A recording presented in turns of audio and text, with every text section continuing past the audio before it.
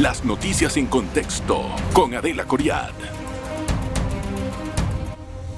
Bienvenidos. Los casos de COVID y las enfermedades o las infecciones respiratorias nuevamente han tenido picos interesantes en materia de salud. Hay pues un llamado de atención de parte de las autoridades a tomar más precaución, estar un poco distantes del otro, si lo vemos toser, si lo vemos con un poco de gripa. Y con tantas enfermedades que hemos tenido que convivir, ya si alguien está con resfriado, a veces no se sabe si es COVID, si es influenza, si es una simple gripa, porque las autoridades no tienen un registro claro de esto como al principio. La gente se hace la prueba en la casa, no la reporta y si está muy grave, obviamente van a un hospital y ahí le hacen la prueba y entonces los registros hospitalarios son los que más pues fidelidad tienen. Vamos a hablar acerca de este tema con nuestro invitado, el doctor Xavier Sáez Llorens. ¿Cómo está, doctor? Bienvenido. Bien, muchas gracias por la invitación. Gracias por estar con nosotros, doctor. Yo pensé que ya no íbamos a hablar de COVID más ni de estas cosas porque habíamos tratado de superar todo.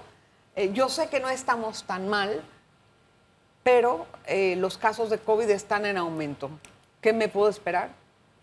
Bueno, todos los años podemos esperar lo mismo, ¿no? Ya es un virus que llegó para quedarse, ya forma parte del repertorio de virus respiratorios que nos afectan prácticamente en la época, en los meses más lluviosos del año, y llegó para quedarse. Entonces, lo que hay que tratar de hacer, y otro caso importante es que el COVID ahora no es lo mismo que el COVID del 2020-2021, que sí te podía realmente llevar a un hospital o matar, ¿no? Ahora realmente la mayoría de las infecciones se comportan como una infección respiratoria más.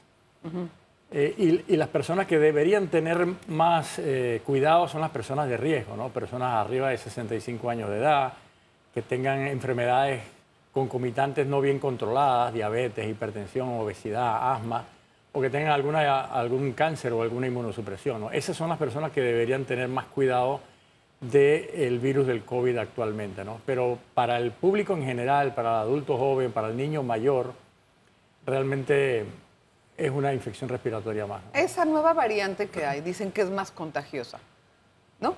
Más contagiosa, anteriores. sí, sin lugar a dudas. Sí. Es más molesta, digamos, ¿los síntomas cuáles son? No, los síntomas son básicamente de vías respiratorias altas, ¿no? Tos, congestión nasal, estornudos, dolor de garganta, dolor de cabeza, algo de fatiga, a veces dolores en los músculos, pero básicamente son los mismos síntomas que, por ejemplo, la gripe. ¿O la influenza? Que la gripe es la influenza, Ah, ¿no? bueno. Sí, es influenza, pero llamada popularmente gripe, ¿no? Son básicamente los mismos síntomas, ¿no? En personas de riesgo y en bebés menores de 1 año de edad sí puede ser realmente mucho más severa. O sea, que en este momento es como si tuviéramos otro pico de influenza, una cosa de esas. Exacto, y lo vamos a tener todos los años. Todos los años, pero tal vez con menor incidencia. No, va a haber brotes epidémicos en determinados momentos, producto de las nuevas variantes que empiezan a emerger, igual que con la gripe, con la influenza, que con las nuevas variantes hay brotes epidémicos todos los años, ¿no? Y la vacuna que está saliendo pronto. Siempre me he quedado con esa duda. ¿Abarca el brote, abarca la mutación que está, digamos, de moda y las anteriores o ya las anteriores desaparecen y se actualizan? Bueno, es lo mismo también que la gripe o la influenza, ¿no? Las variantes o las mutaciones hay que actualizar la vacuna entonces todos los años. Y esta que va a traer el Ministerio de Salud en los próximos días, que ya está desde octubre en Estados Unidos y en Europa, es una nueva formulación de vacunas que ha sido adaptada a las variantes que están circulando actualmente. Entonces ya las variantes originales, la cepa Wuhan, esa ancestral, y las alfa, delta, gamma, etcétera, ya prácticamente no circulan, ¿no? Entonces, igual que con la gripe, todos los años va a haber que actualizar la vacuna que uno se tiene que poner. ¿Desaparecerá el COVID en unos años? No es lo que se piensa, es un virus que ya se adaptó al ser humano adecuadamente, ya tiene un patrón endémico, así que es muy probable que todos los años tengamos brotes de gripe, brotes de COVID, brotes de sincicial respiratorio, etc. Pero ya las medidas para acatarlo son muy distintas, las directrices de salud. Ahorita no necesita una persona quedarse en cuarentena como antes, ¿o sí? ¿Cuál es la recomendación de los médicos? Bueno, las directrices actuales son básicamente muy similares a la gripe, son directrices de salud pública, ¿no? Si evitar el contacto con personas que están resfriadas, ¿no? Eso aplica para todas las infecciones respiratorias, ¿no? Evitar aglomeraciones, sobre todo cuando hay mucho resfriado, cuando estamos en brotes. Usar mascarillas si uno está cerca de alguien que tiene síntomas respiratorios o algún familiar, o en los hospitales, por ejemplo, que normalmente nosotros estamos usando la mascarilla constantemente en el manejo del paciente, ¿no? Y buscar espacios bien ventilados, etcétera, ¿no? Esas son las medidas tradicionales de salud pública para evitar infecciones respiratorias. Y tener el esquema de vacunación actualizado. En algunos países los gobiernos han obligado a los médicos a emplear mascarillas nuevamente en los hospitales. ¿Hay algo similar aquí? Bueno, pero es lo tradicional, ¿no? En los hospitales pacientes, siempre los médicos, cuando están en el contacto directo con pacientes, usan mascarilla, ¿no? Sí, pero no todo Ahora, el tiempo. Si uno está en un hospital y está en una sala en que prácticamente no hay nadie, está solo, realmente tampoco es que haya necesidad de usar la mascarilla. Oiga, ¿no? doctor, ya pasaron unos años desde la pandemia. Mirando para atrás todo lo que nos pasó y todo lo que hicimos para contener el virus, ¿era necesario ese confinamiento que impusieron de salir 2 veces a la semana las mujeres, los hombres otras 2 y todo eso? Bueno, la hora de la cédula y esa detención de la economía, ¿fue necesario? Con el retroscopio uno dice fue demasiado riguroso, muy severo, a lo mejor no había necesidad de tanto, pero eso lo sabemos ahora mirando hacia atrás, ¿no? Cuando uno se enfrenta a una incertidumbre, un virus o un microbio que está matando gente y que uno no lo conoce y la ciencia todavía no ha diseñado ni tratamientos ni vacunas, entonces la situación cambia, ¿no? Entonces, pero ahora, si uno mira hacia atrás, yo creo que, por supuesto, las medidas de confinamiento prolongado fueron demasiado rigurosas. Entonces, ¿estuvimos cuánto tiempo así, encerrados en la sí, casa? Varios meses. Meses, ¿no? Varios o meses. sea, y debemos aprender esto para las próximas pandemias, ¿no? Para tratar de alguna manera, ser un poco más flexibles en eso, evitando, evidentemente, situaciones de muerte, pero preservando los empleos, la economía para no Le dieron al traste a todo ahí. Sí. Tengo que hacer una pausa. Vamos a regresar enseguida con más. Vamos a hablar un poco acerca de las vacunas, las investigaciones que se están haciendo al respecto y mirar esto en una forma más holística. Regresamos. Hoy miramos en retrospectiva la pandemia y también pues todas las cosas que la acompañaron en el país. Estamos con el investigador, el doctor Javier Sáenz Llorens. Doctor, ¿hay nuevos avances en materia de vacunas? Sí. Ahora, volviendo un poco sí, a la parte retrospectiva, a la parte anterior retrospectiva, recuerda que hubo muchos países en que los hospitales colapsaron. Sí. Y hubo muchos países en que las morgues no tenían cabida para la cantidad de fallecidos, ¿no? Entonces, era una situación realmente nueva, de mucha incertidumbre, de hospitales en que se tenía el riesgo de colapsar. Muchos hospitales dentro de Panamá incluso tuvieron que habilitar salas especiales para albergar a tanta gente con... Siento que tampoco conocíamos mucho el virus en el momento y la medida de confinamiento, que sí fue demasiado prolongada para mi forma de pensar, se implementó para evitar que los hospitales colapsaran y para darle pues una vía de trabajo a los médicos, porque sí, los médicos estaban saturados y no había otros. Me acuerdo que trajimos de Cuba unos cuantos para que ayudasen, ¿no? Sí, los médicos estaban saturados, cansados, e incluso hubo aproximadamente como 60 médicos que murieron durante los primeros años de la pandemia, sí, cuando todavía no había vacuna, ¿no? Sí. Entonces es terrible, ¿no? Claro. Lo que pasó, yo creo que eso, mirarlo en retrospectiva, a veces uno dice, ¿cómo pasé esto, no? En mi vida. Sí. O sea, no pensé que me iba a tocar a mí vivir una pandemia donde todo el mundo estaba sintonizado con la misma noticia. Eso era increíble. Por eso es más fácil que salió la vacuna. Por eso es más fácil verlo hacia atrás, ¿no? Pero... ¿Ya bajaron de precio las vacunas? Bueno, las vacunas aquí en el país son gratuitas. Las pagamos todo con los impuestos, ¿no? Sí, pero son gratuitas, ¿no? Y todavía no están a nivel privado. Las vacunas de COVID estamos hablando, ¿no? Y viene una nueva formulación de vacuna dirigida contra la cepa actual y eso lo vamos a ver todos los años. Nuevas formulaciones de vacunas contra el COVID para adaptarse a las variantes que circulan. Pero el mundo de la vacuna realmente ha experimentado un auge espectacular, ¿no? Porque ahora tenemos vacunas contra muchos otros microbios que antes no teníamos. e incluso las plataformas estas tecnológicas de RNA mensajero, etcétera, se están viendo que pueden ser muy efectivas en prevenir, por ejemplo, cáncer o enfermedades como el Alzheimer. O sea que ya no solamente las vacunas van a estar diseñadas para prevenir infecciones, sino para prevenir otras enfermedades. Doctor, el ADN, o sea, el material genético de una persona es un gran misterio para los investigadores. Hay partes que se conocen muy bien y hay otras que no. ¿Qué tan avanzados estamos, por ejemplo, en terminar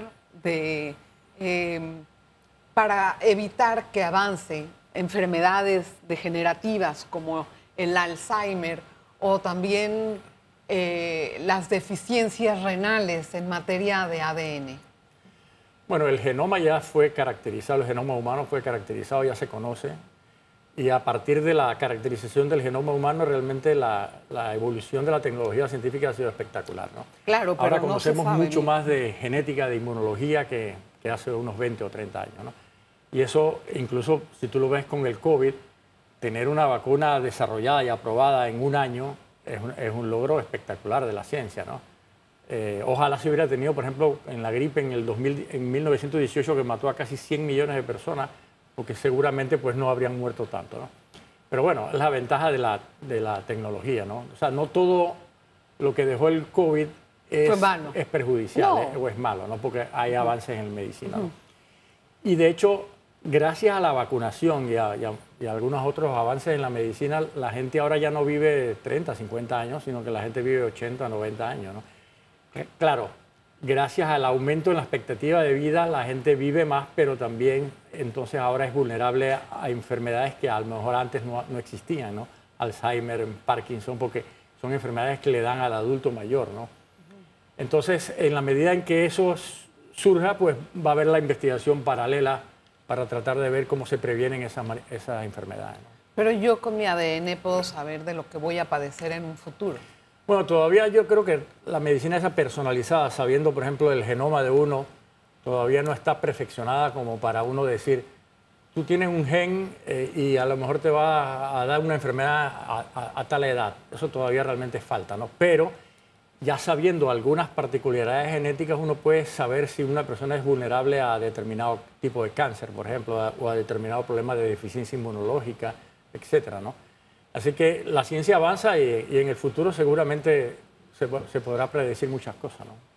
¿Qué investigaciones? Digo, estoy haciéndole preguntas que sé tal vez están saliendo de su contexto, pero como usted es un investigador y está muy metido en la ciencia, creo que puede tener alguna respuesta. ¿Qué avances hay, por ejemplo, en trasplante de órganos? Bueno, no es mi campo, evidentemente, el trasplante de órganos. Me imaginé. Sí. Puede decir paso, ¿puedo? Sí, paso, porque realmente eso serían los expertos los que tienen que hablar mejor. Y en materia de vacunas, ¿usted qué está investigando ahora? Bueno, por ejemplo, hay una unidad de investigación que se llama CEVAXIN, un centro de investigación que hace investigación básicamente en vacunas. Entonces estamos investigando, de hecho ya está aprobada la vacuna de dengue, por ejemplo, la nueva vacuna de dengue, que ya es una realidad. Todavía no en Panamá, pero ya en otros países ya ha sido aprobada. Estamos investigando, por ejemplo, vacunas contra un patógeno diarreico que da mucho a la gente que va a cruceros, por ejemplo, el norovirus, que causa diarreas en cruceros. También estamos investigando esa vacuna. Estamos investigando vacunas nuevas para erradicar la poliomielitis a nivel mundial, que realmente es un gran esfuerzo que está contribuyendo Panamá. Está financiado por la Fundación Bill y Melinda Gates, el proyecto, y es un proyecto muy bonito, ¿no?, para erradicar la poliomielitis. Y estamos trabajando también con vacunas nuevas respiratorias. Por ejemplo, hay la empresa Moderna y otras empresas tienen, en una sola inyección, uno puede prevenir el COVID o la gripe o el virus respiratorio sincicial con solamente una inyección. O sea, tratar de aminorar el uso de tanta inyección y que con una sola dosis uno pueda prevenir varias enfermedades respiratorias al mismo tiempo. Eso sería también un logro muy bueno de la ciencia. O sea, ¿qué tiene que decir usted a las personas? Yo sé que esto ha sido como un mito, pero sigue repitiéndose que no se quieren vacunar las personas de COVID específicamente porque creen que hay una alteración en el metabolismo o en el ADN, y eso ha sido algo muy repetido. ¿Cómo puede convencer a esas personas? Bueno, la mayoría de los disparates iniciales de los grupos estos activistas antivacunas realmente ya han sido refutados por la ciencia. Se ha demostrado que nada de lo que decían era cierto. y poco a poco pues la evidencia los ha ido minimizando o apartando, ¿no? Pero ellos están reciclando esos disparates de alguna u otra manera, ¿no? Y para eso la educación, ¿no? Y los medios de comunicación tienen un papel fundamental, ¿no? Porque deberían estar del lado de la ciencia, de las fuentes fiables, para tratar realmente de combatir la desinformación, porque la desinformación mata. Una persona de riesgo que no se vacune adecuadamente puede morir, ¿no? Quizás el joven lo ve como si fuera una fantasía, pero el joven puede infectarse y contagiar a los mayores y entonces para ellos es un relajo, para los mayores es la vida o la muerte, ¿no? Complica la situación en el entorno. Y yo siempre digo que la ventaja de los antivacunas, la gran ventaja que tuvieron es que sus padres no fueron antivacunas y sus padres los vacunaron contra sarampión, contra difteria y por eso realmente están viviendo, ¿no? Vamos a hacer una pausa entonces. Regresamos enseguida. Hay más En Contexto. Gracias por continuar en sintonía de En Contexto. Hoy estamos hablando un poco acerca de las enfermedades respiratorias y del COVID, por supuesto. En materia de vacunas, o sea, ¿cómo afecta la velocidad de la mutación de un virus en el desarrollo de nuevas vacunas y su distribución? Sin lugar a dudas, el ejemplo típico es la gripe o la influenza, ¿no? Que todos los años hay que cambiar la vacuna, porque el virus se adapta y cambia, y entonces las vacunas anteriores ya no trabajan, ¿no? Y el virus COVID, aunque no muta tanto como el virus de la gripe, lo hemos visto que también produce variantes y subvariantes, nietos, tataranietos de la familia Omicron, ¿no?